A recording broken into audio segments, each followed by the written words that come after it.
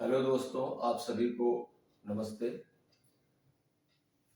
आज हम इस वीडियो में आपको केमिस्ट्री में आपको बताएंगे एटॉमिक नंबर और एटॉमिक मास। ठीक है। एटॉमिक नंबर जिसको हिंदी में कहते हैं परमाणु क्रमांक, और एटॉमिक मास जिसको हिंदी में कहते हैं परमाणु भार। ठीक है।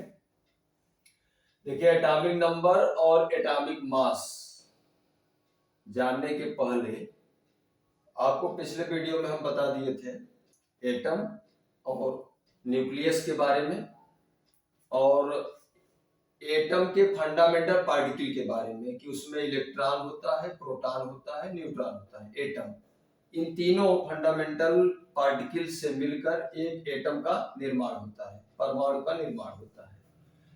और एटम के सेंट्रल में न्यूक्लियस होता है, और उस न्यूक्लियस में प्रोटॉन और न्यूट्रॉन होता है।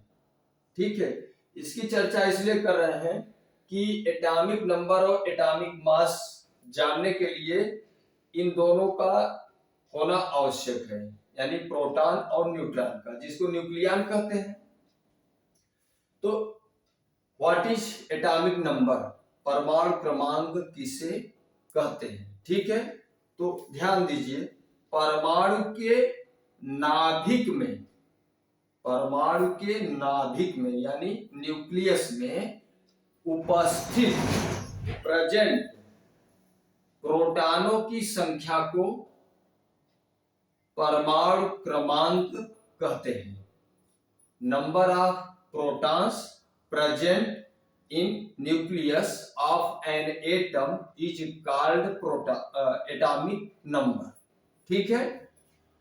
परमाणु के नाभिक में उपस्थित प्रोटॉनों की संख्या को परमाणु क्रमांक कहते हैं। ठीक है।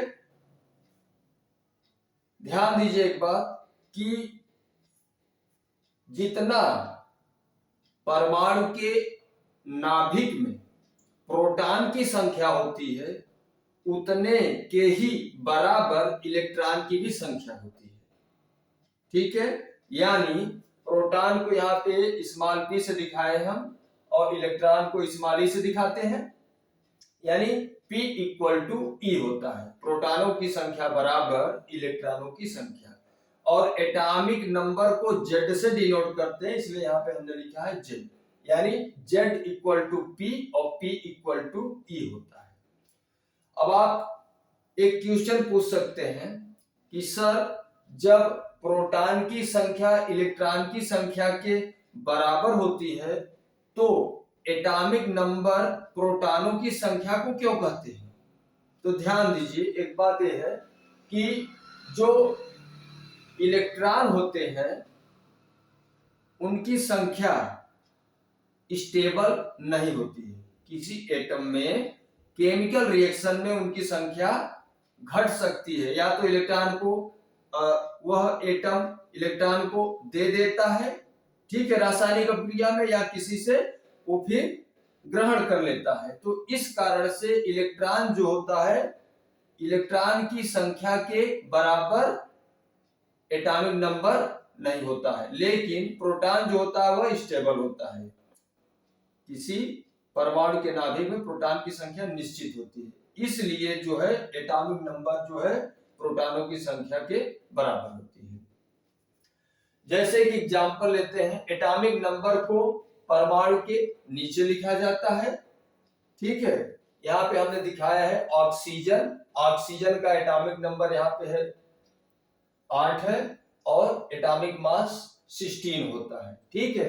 तो एटॉमिक नंबर कहाँ होता है? नीचे होता है। इतना आपकी समझ में आ गया? आइए अब बात करते हैं एटॉमिक मास की। परमाणु भार किसे कहते हैं? तो किसी परमाणु के नाभिक में उपस्थित टोटल प्रोटॉनों की संख्या और न्यूट्रॉनों की संख्या के योग को परमाणु भार कहते हैं।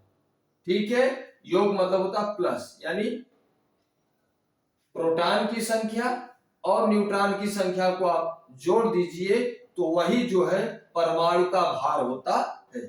परमाणु का भार किसके बराबर होता है? प्रोटॉन प्लस न्यूट्रॉन की संख्या के बराबर। ठीक है, यानी परमाणु भार को A से डिनोट करते हैं। Atomic mass A equal to होता है Z प्लस N। फार्मूला है atomic mass equal to Z plus N। Z means होता है प्रोटॉनों की संख्या और N मीन्स होता है न्यूट्रॉनों की संख्या।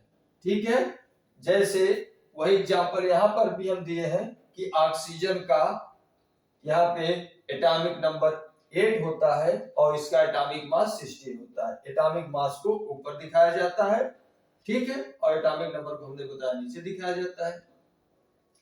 एक बात ये ध्यान दीजिए, जैसे भार